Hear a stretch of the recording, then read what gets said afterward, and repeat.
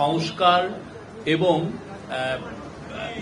আমাদের বিচার প্রক্রিয়া, যেটা জুলাই হত্যাযজ্ঞের বিচার প্রক্রিয়া নিয়ে, এটা ছিল মেজর তিনটা পয়েন্ট।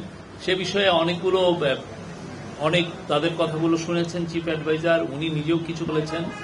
মিটিংয়ে প্রথম দুইটা মিটিংয়ে local government adviser Asif Mahmud Sajib Bhuiyan ছিলেন, আর তিনটা মিটিংয়েই কনসেনসাস কমিশনের vice chairman professor Ali Riaz ছিলেন। আর প্রথম মিটিংয়ে বিএনপিতে 4 জন ছিলেন। খন্দকার বিএনপির স্ট্যান্ডিং কমিটির মেম্বার ডক্টর খন্দকার মোশাররফ হোসেনের নেতৃত্বে, জামাতের মিটিংয়ে 2 জন ছিলেন, জামাতের আমির এবং জামাতের নায়েবে আমির। জামাতের আমির ডক্টর শফিকুর রহমানের নেতৃত্বে, এবং এনসিপির 4 জন ছিলেন, এবং এনসিপির একমাত্র দল যেখানে একজন মহিলা প্রতিনিধি ছিলেন। এনসিপিকে নেতৃত্ব দিয়েছেন নাহিদ ইসলাম। তো মিটিংয়ে প্রত্যেকটা পার্টি তাদের স্ব অবস্থান করেছেন। তারা মাননীয় চিফ অ্যাডভাইজারকে অকুণ্ঠ সমর্থন জানিয়েছেন। তারা বলেছেন তার নেতৃত্বে তাদের আস্থা আছে, এবং তারা বলেছেন যে কেউ বলেছেন যে তারা বেশ কিছু রিপোর্ট করেছেন যে উনি পদত্যাগের বিষয়টা উনি ভাবছেন। তো সে বিষয়ে তারা বলেছেন যে পুরো বাংলাদেশ সবাই এই চিফ অ্যাডভাইজারের নেতৃত্বে আস্থা আছে, এবং তাকে অনুরোধ করেছেন যাতে উনি ওনার নেতৃত্বেই যেন বাংলাদেশে একটা ফ্রি অ্যান্ড ফেয়ার ইলেকশন হয়। ওনার নেতৃত্বে ওনাদের অকুণ্ঠ সমর্থন জানিয়েছেন। নির্বাচনের বিষয়ে বিএনপি ডিসেম্বরের মধ্যে ইলেকশন চেয়েছেন। জামাত বলেছেন যে তারা ইলেকশন চেয়েছেন, তারা মনে করেন যে রিফর্ম প্রক্রিয়া ডিসেম্বরের মধ্যে লেগে যাবে রিফর্ম প্রক্রিয়া শেষ করতে। তো জামাত প্রফেসর ইউনূস যেটা বলেছেন, প্রফেসর ইউনূস আজকে তার মিটিংয়ে 3টা পার্টিকে বলেছেন যে ইলেকশন ডিসেম্বর থেকে জুনের মধ্যে হবে। তো জামাত তার এই টাইমলাইনকে সমর্থন জানিয়েছেন এবং বলেছেন যে এটা তাদের সমর্থন আছে। এনসিপিও একই, তার ইলেকশন কমিশনের বিষয়ে এনসিপি এবং জামাত বলেছেন যে তারা মনে করে না যে এখন যে এই অবস্থায় আছে তাতে লেভেল প্লেইং ফিল্ড, একটা ফ্রি অ্যান্ড ফেয়ার ইলেকশনের জন্য যে পরিবেশ দরকার সেই পরিবেশটা নাই, এবং এটা কোনো লেভেল প্লেইং ফিল্ড নাই। তারা জোর দিয়েছেন যাতে ইলেকশন কমিশনের সংস্কারের মাধ্যমে এটা লেভেল প্লেইং ফিল্ড এনশিওর করা হয়। আর সংস্কারের বিষয়ে প্রফেসর আলী রিয়াজ বলেছেন যে সংস্কার প্রক্রিয়া মিড জুলাইয়ের মধ্যে শেষ করে জুলাই চার্টারটা গৃহীত হবে, এবং জুলাই প্রোক্লেমেশনের বিষয়েও আমাদের কাজ হচ্ছে, এবং আমরা আশা করছি যে খুব দ্রুত এই কাজটা শেষ হবে। এই ছিল, আর অন্যান্য এগুলোই ছিল আজকের।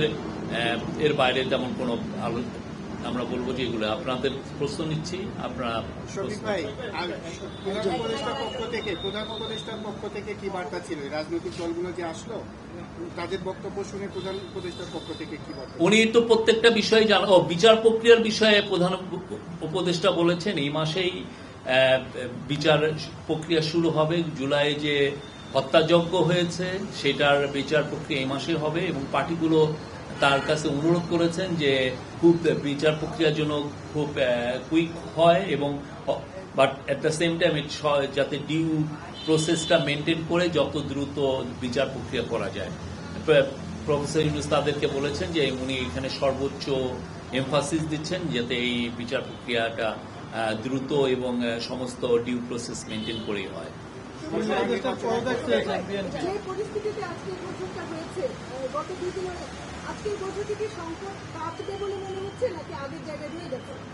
না, এটা সংকটের কি হলো আমরা জানি না। এটা আমরা বলতে পারি যে আজকে খুবই সৌহার্দ্যপূর্ণ পরিবেশে বাংলাদেশের 3টি নেতৃস্থানীয় পার্টির সাথে আমাদের চিফ অ্যাডভাইজারের মিটিং হয়েছে।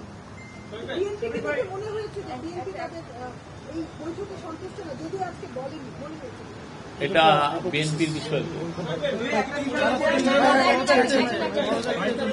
আর একটা হচ্ছে এনসিপি এনসিপি চেয়েছে যে তারা লোকাল গভর্নমেন্ট ইলেকশন চেয়েছে, তারা মনে করে যে লোকাল গভর্নমেন্ট ইলেকশনটা হওয়া উচিত। অনেকদিন ধরে বাংলাদেশে ইলেকশন হচ্ছে না, তারা খুব জোর দিয়েছে যাতে খুব দ্রুত লোকাল গভর্নমেন্ট ইলেকশনগুলো শুরু হয়। আর ওরা অ্যাট দ্য সেম টাইম পুরো আওয়ামী লীগ আমলে যতগুলো ইলেকশন হয়েছে ইনক্লুডিং লোকাল গভর্নমেন্ট ইলেকশন, প্রত্যেকটা ইলেকশনকে ওরা অবৈধ ঘোষণা করার জন্য অনুরোধ করেছেন। একটা বিষয় একটু ছন্ন ছাড়া হয়ে আসছে। বিষয়টা মোটা দাগে বলা যায় যে আমরা কয়েকদিন ধরে যে খবর পাচ্ছি, প্রধান উপদেষ্টার পদত্যাগের একটা বিষয় হচ্ছে বর্তমান সরকার অনেকগুলো বিষয় নিয়ে বা কিছু বিষয় নিয়ে অস্বস্তিতে আছে। আজকে উপদেষ্টা পরিষদের বিবৃতিতেও সেরকম কিছু বিষয় এসেছে। তো আমাদের প্রশ্ন হচ্ছে যে আজকে রাজনৈতিক দলগুলোকে সামনের দিনগুলোতে কি কোনো বার্তা দিয়েছে সরকার, সেই বার্তাটা আসলে কি? আমার মনে হয় যে বার্তাটা মূলত এসছে পলিটিক্যাল পার্টিগুলোর থেকে। তারা প্রফেসর ইউনূসের লিডারশিপের উপরে অকুণ্ঠ সমর্থন জানিয়েছেন।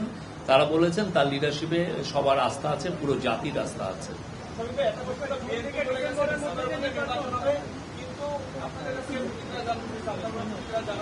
প্রফেসর ইউনূস বিএনপির ওই মিটিংয়েই বলেছেন যে ইলেকশন উনি ডিসেম্বর থেকে জুনের মধ্যে করবেন। উনি বলেছেন যে উনি জুন 30 কাট অফ টাইম, এর ওই পারে যাবে না। উনি এক কথার মানুষ, উনি যেটা বলেন সেই কথাটা উনি রাখেন।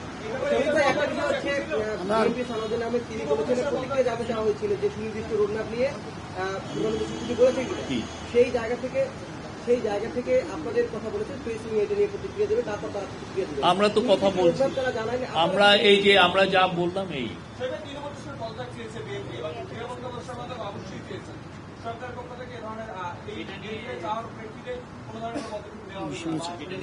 আমরা উনি এটা শুনেছেন।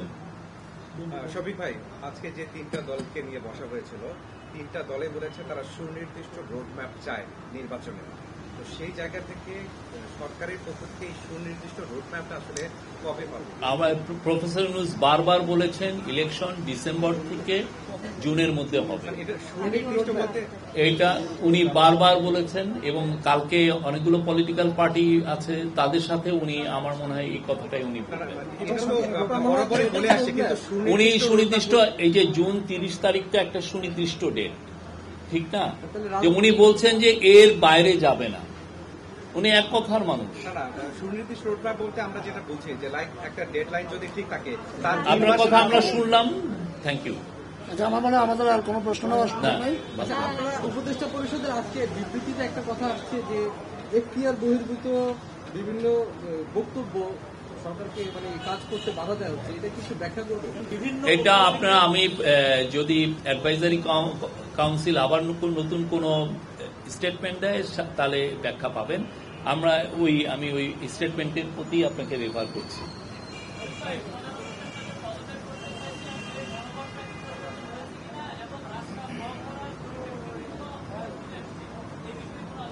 আমরা তো ওনার এই বিষয়টা পত্রিকায় পড়েছি। আসলে একটা বিষয়, সরকার আসলে আজকে রাজনৈতিক দলগুলোকে কেন ডাকবে, তাদের কারণ প্রসেস এটা তো ধরেন উনি প্রায় তো পলিটিক্যাল পার্টির সাথে আমাদের ডায়ালগ হয়, আমরা তো কন্টিনিউয়াস। আমরা মনে করি বাংলাদেশের এই যারা জুলাই আন্দোলনে ছিলেন প্রত্যেকটা পলিটিক্যাল পার্টি আমাদের অংশীজন, তাদের সাথে তো নিয়মিত চিফ অ্যাডভাইজার বসেন, তো ওইটারই একটা প্রসেসে বসা। আপনি তো